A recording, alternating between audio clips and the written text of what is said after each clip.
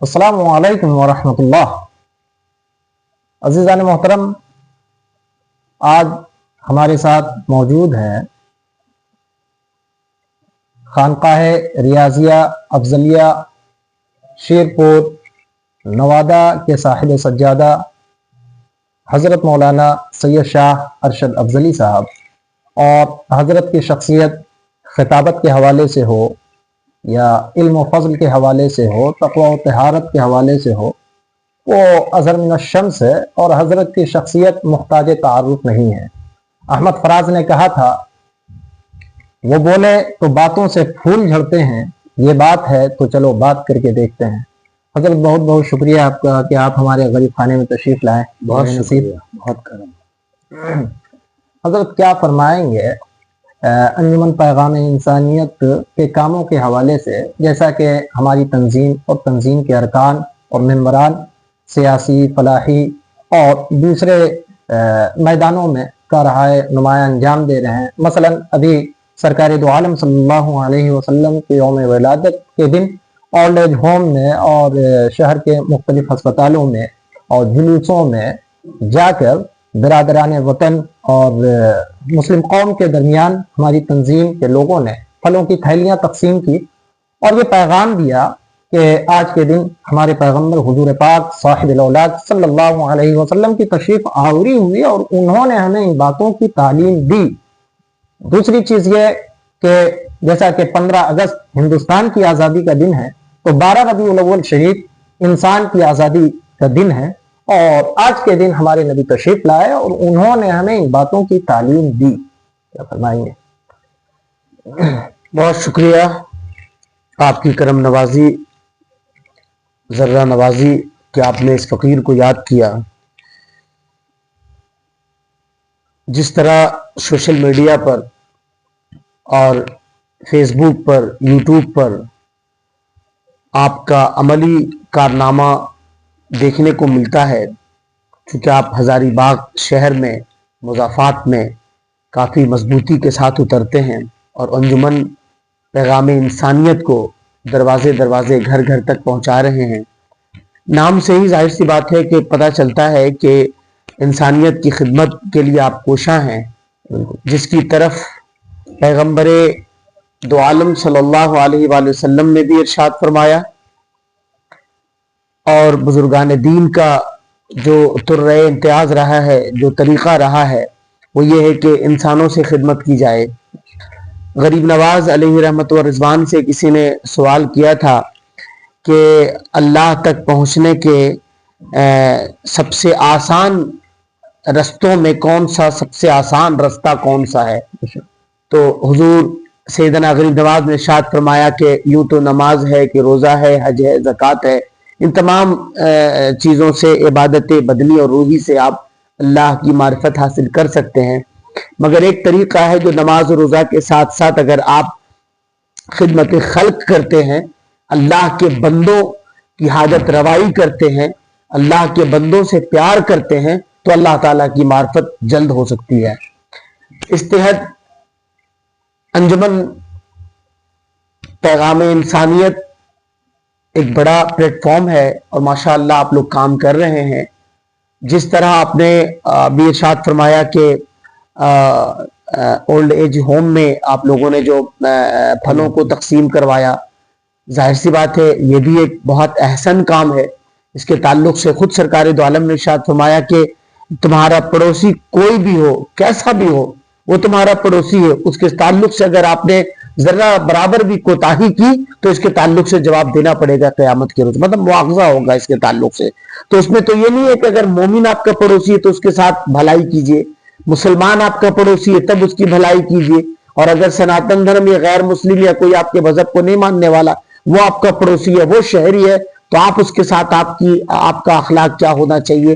تو آپ نے یہ ثابت کیا کہ نبی دو عالم نے یہ ہم لوگوں کو حکم دیا ہے کہ اللہ کے بندوں سے پیار کیا جائے، وہ خواہ وہ آپ کے پیغمبر کا کلمہ پڑھتا ہو، دین اسلام کو مانتا ہو یا نہ مانتا ہو، اگر اللہ تعالیٰ نے اس کو انسان شکل میں پیدا کیا ہے یا جو بھی کہہ لیجیے کہ پرانی ہے، اس سے محبت کیا جائے، اس کا خیال رکھا جائے۔ تو انجمن पैगाम इंसानियत माशाअल्लाह एक अहसन काम को लेकर करके मैदान में लोगों तक पहुंच रही है। ये तंजीम इंशाअल्लाह ताला आगे चल करके बहुत कामयाब होगी और हम लोग इसके लिए दुआ भी करेंगे कि अल्लाह ताला इस तंजीम को और मजीद तरक्की अता फरमाए। आमीन। मेरा पैगाम मोहब्बत है जहाँ तक पहुँचे। बिल्कुल। मुझे दूसरा सवाल ये है, जैसा कि और ये हमारी तंजीम का एक अहम मकसद है, और अल्लाह रब्बुल इज़्ज़त ने जैसा कि कुरान करीम में फरमाया वरत्तिलिल कुरान तरतीला, कुरान करीम को ठहर ठहर कर आराम से पढ़ा जाए, उसकी तिलावत की जाए। और सरकार दो आलम सल्लल्लाहु अलैहि वसल्लम की हदीस शरीफ भी है, खैरुकुम मन तअल्लमल कुरान व अल्लमा, तुममें से बेहतरीन शख्स वो है जो कुरान करीम को पढ़े और पढ़ाए। फिर कहा यह जाता है कि कुरान करीम के बुनियादी 3 हुकूक हैं कि कुरान करीम को पढ़ा जाए, फिर समझा जाए, नंबर 3 उस पर अमल किया जाए। हम अमली तौर पे देखते हैं हुजूर, तो पहले मरहले में ही हम अभी सुई धागे के सफर में हैं, कुजा ये तलवार की दुनिया का सफर। यानी कुरान करीम को जिस तरह से पढ़ना चाहिए उस तरह से हमने पढ़ने का हक अदा नहीं किया। फिर दूसरी जानिब आप देखें कि कुरान करीम नाजिल हुआ मक्के और मदीने में, पढ़ा है मिस्र वालों ने और समझा है हिंदुस्तान वालों ने, ये कहा जाता है। तो हमारा एक अहम मंसूबा ये है कि अजहरी कुर्रा जो कि अजहर शरीफ से फारिग तहसील हो या फिर वहीं के बाशिंदे हों, मिस्री कुर्रा, उनको मदऊ हम इंडिया करें, हिंदुस्तान, और उनकी तिलावत करवाएं। तो उससे क्या होगा कि बच्चों में और चच्चों में ज़ौक़ पैदा होगा कुरान करीम सही पढ़ने का। जैसा कि अच्छे सिंगरों को सुनकर सिंगिंग का शौक पैदा होता है, डांसरों को देखकर डांसिंग का शौक पैदा होता है। हम जब इंटरनेशनल कुर्रा को बैठाएंगे, उसकी क़िरात करवाएंगे, तो इंशाअल्लाह इस पे एक अजीम शान काम होगा। क्या फरमाएंगे इस हवाले से? इस बहुत अहसन काम, बहुत मुस्तहसन काम, जिसकी तरफ शायद मैं तो दूसरों को नहीं कह सकता, हम लोगों ने अब तक पेशरफ्त नहीं की है जी। और इस बात को कहने में तनिक भी एहसास नहीं है कि लोग क्या कहेंगे, जब नहीं किया तो नहीं किया। मगर अगर कोई इस तरफ बढ़ता है तो बहुत लायक सताइश कदम है। जाहिर सी बात है कि कुरान पाक का जो इरशाद आपने सुनाया, कुरान पाक के पढ़ने का तरीका, कुरान पाक के सुनने का तरीका, कुरान पाक को छूने का तरीका, कुरान पाक से फैज उठाने का तरीका, ये सब फुकहा ने, मुहद्दिसीन ने, सूफिया ने पहले से ही बता रखा है। जाहिर सी बात है कुरान के पढ़ने में सवाब है, मगर ऐसा थोड़ी कि कुरान कोई पूरे तौर पर गलत पढ़ रहा तो उसमें सवाब है। कुरान पाक को सुनने में सवाब है। क्या कुरान पाक कोई खेल कूद में अगर कोई सुन रहा है तो क्या सवाब है? नहीं। लिहाजा आप कुरान पाक को किस लहजा से सुनते हैं, किस निहत से सुन रहे हैं, कुरान पाक को किस तरह पढ़ रहे हैं आप, तो जाहिर सी बात है कि इसमें पढ़ना सलीका, पढ़ने का सलीका, सुनने का सलीका, छूने का सलीका, ये तमाम चीजें हमारे फुक़हा ने पहले से बता रखा है। अगर आप इसकी तरफ मिस्री कुर्रा को बुलाकर क्या नाम है अजहर के कुर्रा को और फारिगीन को बुला कर करके और हिंदुस्तान में अगर उसका मुसाकबा ये क्या नाम है मुसाबका करवाते हैं या उस तरह का मुजाहिरा होता है, तो कहीं ना कहीं ये मदरसा के तलबा में भी उसकी रुचि पाई जाएगी, कहीं ना कहीं मदरसा के तलबा भी इससे फैज हासिल करेंगे। और मैं समझता हूं कि मैं ये कि मदरसा के तलबा बाज ऐसे हमारे बड़े भी होंगे इल्ला माशाअल्लाह जिनको इससे सबक लेना चाहिए। वो हमा हो के शुमा, वो सब लोग अगर चाहे, और कुरान पाक इल्म एक कथा दरिया है, ऐसा नहीं है कि जो मैं जानता हूं यही आखिर है, नहीं, जहां तक हो आगे बढ़ने की कोशिश की जाए, जो जान लिया उससे आगे बढ़ने की कोशिश की जाए। तो आपने एक बेहतर दिशा दिखाने की कोशिश की है, एक जबरदस्त आप चिराग जला रहे हैं, एक रोशनी ला रहे हैं कि कुरान पाक को कैसे पढ़ना चाहिए, कैसे सुनना चाहिए, और खास कर करके लहजा क्या होना चाहिए। जाहिर सी बात है कि अदायगी का जब मामला देखा जाए तो हमारे यहाँ मारूफ और मजबूर का फर्क बताया गया है। 85% बल्कि 95% हमारे यहाँ मजबूर करने वाले लोग मौजूद हैं, बड़ी गलतियां करते हैं।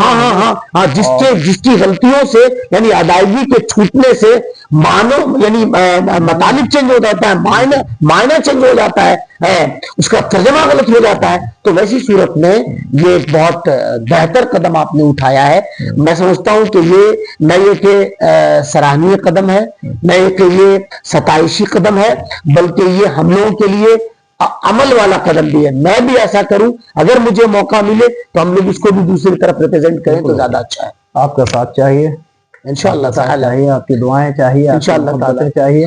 اور برابر آپ کی محبتیں ساتھ رہی ہیں اور مزید ان فیوچر مستقبل میں بھی آپ کی دعائیں اور محبتیں اور عنایتیں اور نوازشیں چاہیے.